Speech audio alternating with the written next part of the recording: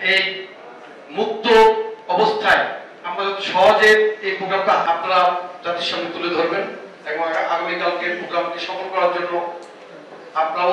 যে চিত্র প্রদর্শনীর মধ্য দিয়ে স্বাধীনতার বিভিন্ন প্রেক্ষাপট র্যালি সেখান থেকে শুরু হয়ে কালুঘাট বেতার কেন্দ্র সেখানেই আবার 3টায় একটি সমাবেশ সংহতি দিবসের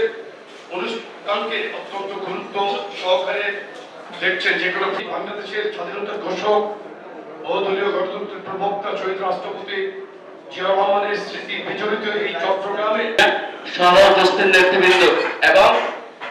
আমাদের মাঝে যুবদল কেন্দ্রের নির্বাহী কমিটির সাবেক সাধারণ সম্পাদক এবং আমাদের মাঝে উপস্থিত আছেন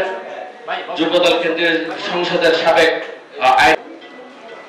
নভেম্বর যে কর্মসূচি চট্টগ্রাম জাতীয় কর্মসূচি ঘোষণা করা হয়েছিল নভেম্বর